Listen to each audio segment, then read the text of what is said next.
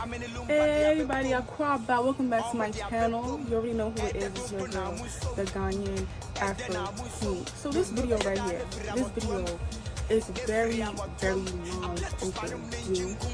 You know what I'm saying? If you know me, you know I've had my share of acne struggles. You know, I've struggled with acne probably my whole teenage years. You know, I'm 20 now, so that's all behind me.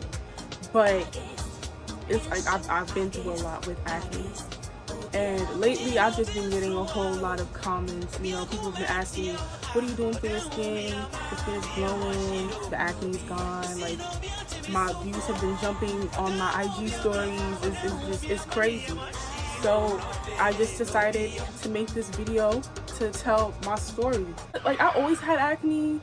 My acne probably started when I was like a 13, but it wasn't that bad. It wasn't that bad, but it got really severe probably the end of my junior year in high school. Like, it just got really bad, and I feel like it's because I was under a lot of stress. I had SATs to worry about, ACTs, my class ranking. I was taking an AP class. I was taking a dual enrollment class.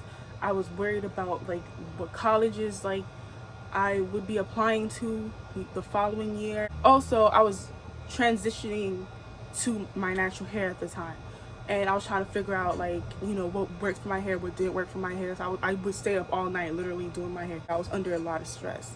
So like one day I just woke up and I had bumps all over my cheek. I had bumps on my forehead, bumps on my chin, and it was like, it was so surprising to me because I never broke out on my chin before. Like, usually, I mean on my cheek before. Usually I would break out on my chin or my forehead.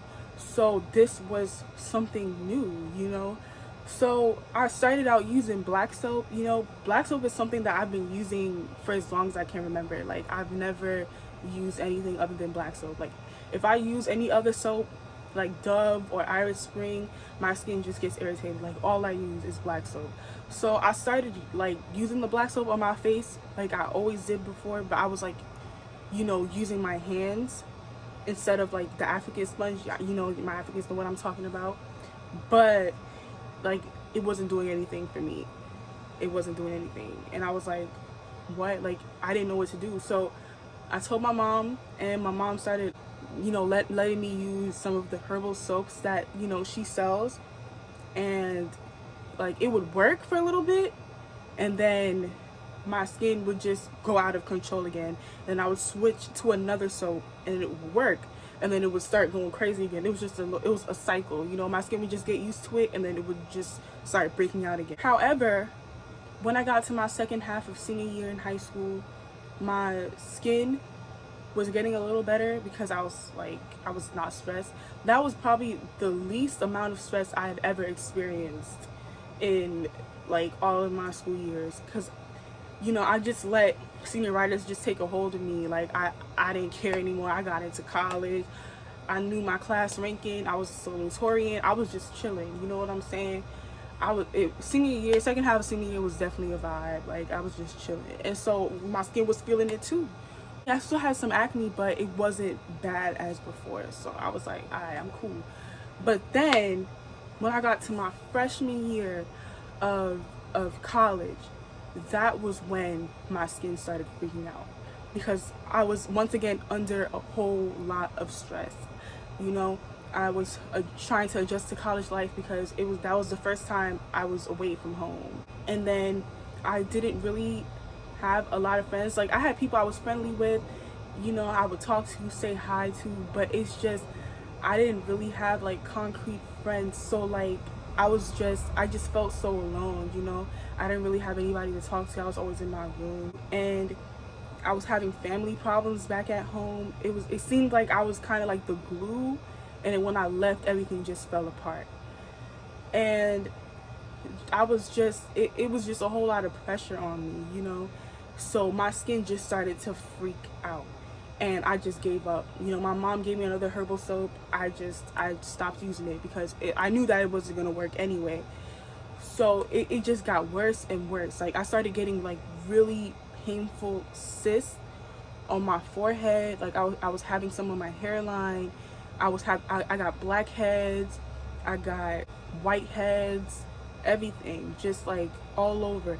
And the weird part is, throughout that whole thing, throughout my whole like struggle with acne, I never got any acne on this side of my face, which is why, like, you see it's basically clear. Like, I don't have any dark marks on here because it barely touched it.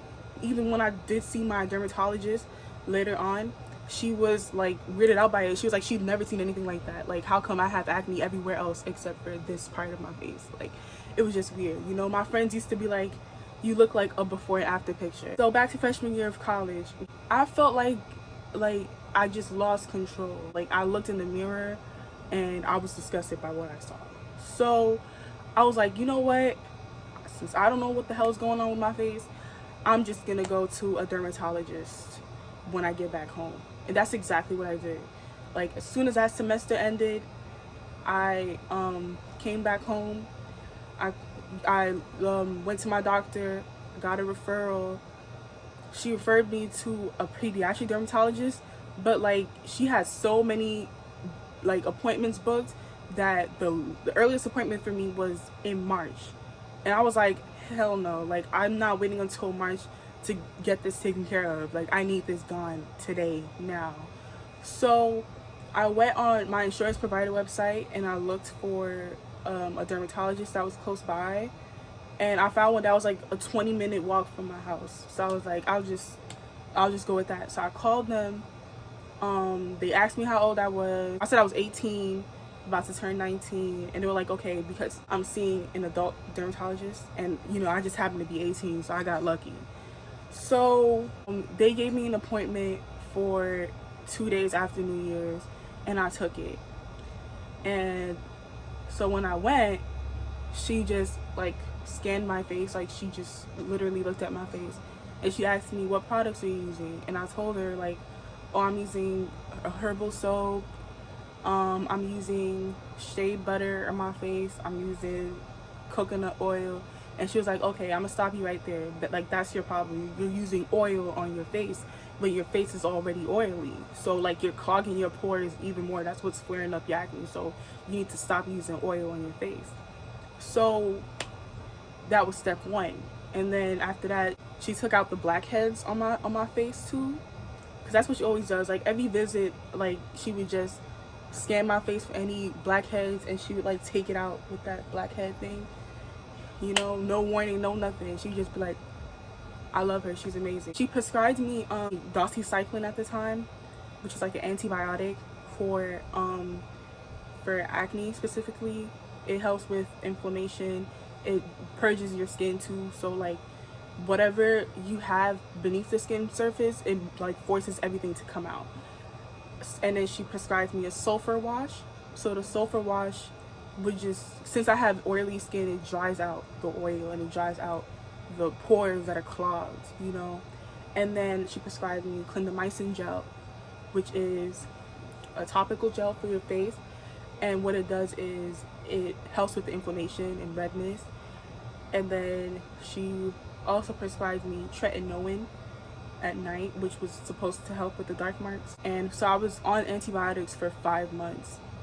And because I was on antibiotics, she had to monitor my skin every month. So I would have to go from DC, come back to New York, like every single month for like the whole semester basically. And the semester was like 5 months, I think. So I was just going back and forth, like every single month. She worked one Saturday a month. And so I would, you know, pick that Saturday that she was working, and I would come back for that weekend and then go back. So it was a lot, you know. I'm surprised I even got a 4.0 that semester, but you know what I'm saying? If you're not gonna toot your horn, who gonna toot it for you? You feel me? So the doxycycline was really bad for me. One of the side effects included nausea, and it really made me nauseous. Like, the dermatologist warned me against it. She told me that it was gonna make me nauseous, and to avoid that I should drink water. So I used to drink like 2 full coffee mugs of water, and I would still feel like nauseous. I even threw up a couple of times. and it also had like a whole lot of restrictions. Like you couldn't eat dairy, and you couldn't eat 2 hours before you took it. You couldn't eat 2 hours after. So it was terrible for me. But it was doing its job though. Like I was definitely skin purging. Like all the impurities were kind of coming out. But I was just miserable on it. I went back the next month and I told her like I can't. It's too much for me. And then she prescribed me another antibiotic that I forgot the name of, but I remember that it had 500 milligrams. So I was kind of worried about that. I was like, 500 milligrams, isn't that a bit much? Because doxycycline was only 100 milligrams. And she was like, yeah, like it has the same strength. It's not going to give you those side effects, but it's going to do the same job. So I started taking it. Everything was fine. It was still doing its job. Like the cysts that I had on my face were going down. I was getting less and less whiteheads, But then the third month I was taking it, I just all of a sudden I got a yeast infection. But at first I didn't want to believe it was a yeast infection because I thought yeast infections were STIs, and I was and still am very, very far from being sexually active. Like at the time, I didn't even remember the last time I ever hugged a boy. So I was like, nah, like this couldn't be yeast infection. But I did my research and I found out that yeast infections could actually be caused by like an imbalance. So the antibiotics were causing an imbalance because I had more antibodies than I should actually have. And so that's what caused like the yeast to, just overflow down there. And so I was like, you know what? I'm already far down this road. I don't want to switch to another antibiotic again because I don't want to become resistant. I don't want my skin to get worse. So I went to Rite Aid and I bought yeast infection cream that I was using until the doctor told me to stop taking antibiotics in May.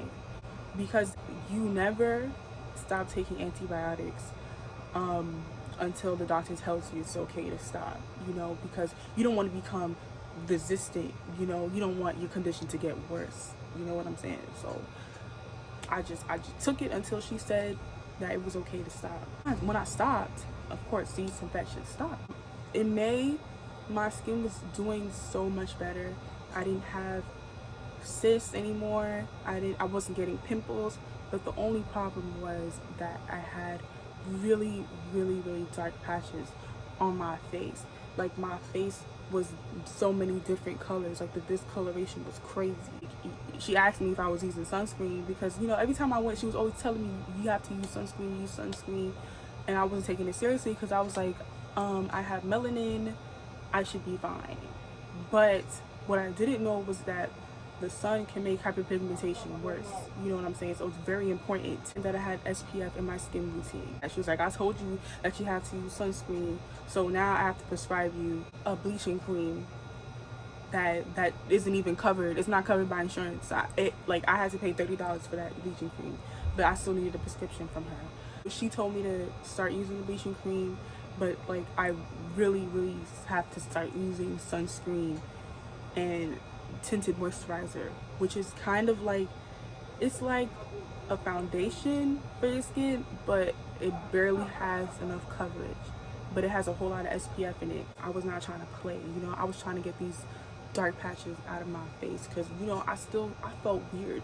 I didn't have the acne anymore, but the confidence was not there because my face was so many different colors, but I still managed to find a guy who thought I was fuckable, and he was pretty attractive. So I don't know, I guess maybe I was still looking cute, but I wasn't feeling cute, but somebody else thought I was fuckable. So I don't know, man. I don't know. So I was using the bleaching cream for about, I started around June, and she stopped me in December. So it took a while, and I was using it every night. So it took a long time. I was using it for maybe 6 months, and my skin was finally back to normal. you know, it wasn't back to normal, but like my skin was not different colors, and it was kind of the same color. You know what I'm saying? And she started me on the tretinoin again, and that's when I noticed that the tretinoin was making me darker. I feel like tretinoin is just not made for melanated skin, and maybe it only works for white people. But yeah, it just made me darker, so I just stopped using it on my own. So luckily I had some bleaching cream left over, and I started using that, so my skin, you know, finally got back to where it was before, and I just stopped using it. So right now I'm not using anything for my dark marks, but what I am doing is using a whole lot of SPF, because I'm not playing, because the sun makes hyperpigmentation worse. So I'm trying to protect myself from the sun as much as possible, and, you know, let my skin heal the way it should, because, you know, it's almost gone basically, you know what I'm saying? I don't know if y'all can see it, but it's almost gone. So I'm gonna just let my skin do what it need to do, let it grow, let it heal. Like, my skin journey, this process, it took a whole lot of patience. It took a lot of patience, because I'm still going to the dermatologist now. I still do get pimples every once in a while. Around my period, when I'm ovulating, I still get pimples. This is from a recent pimple. So my skin is not perfect, you know. I don't get breakouts though, thank God. Knock on wood. I'm taking precaution. I'm still like following through like my routine. I'm not playing, because I don't want to go back to where I was before. So let me sprinkle y'all with some tips real quick, okay? So the most important thing, number one, most important thing, you have to be patient. Patience is key when you're dealing with the matters of skin and hair. Patience is key, because you're not going to see results overnight. Let me tell you, you are not going to see results overnight. I've been like trying to fix my face for over a year now, so it takes time, it takes patience. Rome was not built in a day. You understand what I'm saying? Number two, consistency. You have to be consistent. If you have a routine and you got to do it 3 nights a week, do it 3 nights a week. If you have to do it every day, do it every day. It could be tiring, you could be tired, you know, you could have a long day, but if you really want to see results, you have to be consistent. Consistency is key. Number three, if you feel like you don't see results, I recommend you take pictures.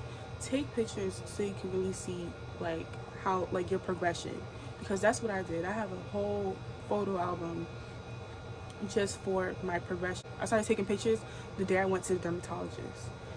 So I was taking it every week. So I took pictures every Wednesday, and I put it on my photo album. I took it on different parts of my face, so I would have like my whole face, and then this was like my main problem area.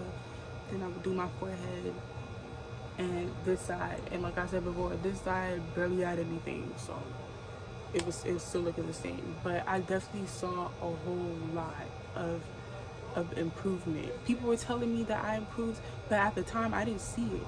But when I looked back at the pictures, I started seeing that, wow, like, my skin really did improve. You know what I'm saying? So taking pictures really does help. It really makes you feel like you're doing something. So number four, if you are seeing a professional, whether it be a dermatologist or any other skin professionals, I recommend that you really be patient with them, because everybody's skin is different. Everybody's situation is unique. You know what I'm saying? So what worked for me might not work for you, and what works for you might not work for me. So the dermatologist might, or whoever you're seeing, might first present you with one treatment. Maybe that treatment doesn't work. You don't just give up right away, you know. They can discuss like other options with you, and then you go through with that too. Like I said, be consistent. If that doesn't work out, they'll give you another treatment. But like, I know the most successful treatment that works for everybody is the Accutane treatment. Luckily I never got to that point. Accutane is like a very severe treatment. Like, you cannot get pregnant on that.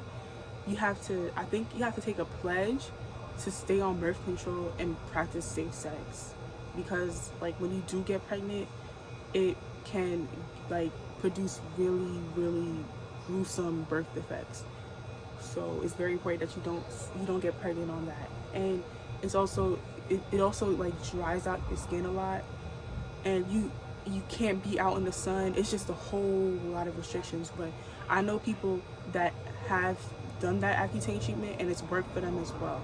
So if all else fails, there's always Accutane. Skin professionals are very hesitant to start their patients on Accutane because it's on the very severe scale. Like I said before, there's so many restrictions, and it does cause like very, very dry skin. It's just like a last resort kind of thing. Luckily, it didn't get to that point for me. I was actually one of the lucky ones to respond to treatment right away. You know, even my dermatologist was surprised, you know, by how well I responded to treatment, because a lot of people sometimes might need like a second treatment option. All in all, you know, caring for your skin takes a whole lot of patience, and it takes consistency, and it takes discipline. It takes discipline. I'm gonna say it again. It takes discipline. You have to really discipline yourself. If you want results, you have to have discipline. You have to have the discipline to be consistent and to be patient. Because like I said before, this is not an overnight thing. This did not happen overnight. I promise you. Like, I will literally, if I can, I would post my whole photo album that I have of my progress, and you'll see it wasn't an overnight situation. Like, I promise you. Just be patient. Your skin will get clear eventually. Just be patient, and don't be afraid to seek professional help. There's a lot of dermatologists out there that do accept Medicaid in their offices. You just have to look through your insurance provider, of course, and call them. You know, make sure they accept Medicaid. You know what I'm saying? My doctor, her name is Dr. Tibbs. She on East Tremont, in the Bronx. You know what I'm saying? She's amazing. She's great, fantastic. I love her. I love her so much. If y'all have any more questions, let me know in the comments. I will respond. And in my next video, I will like actually show you what I do every morning and every night. So be on the lookout for that. And yeah, thank you guys for watching. Like I said, like, comment, subscribe, all that. Bye.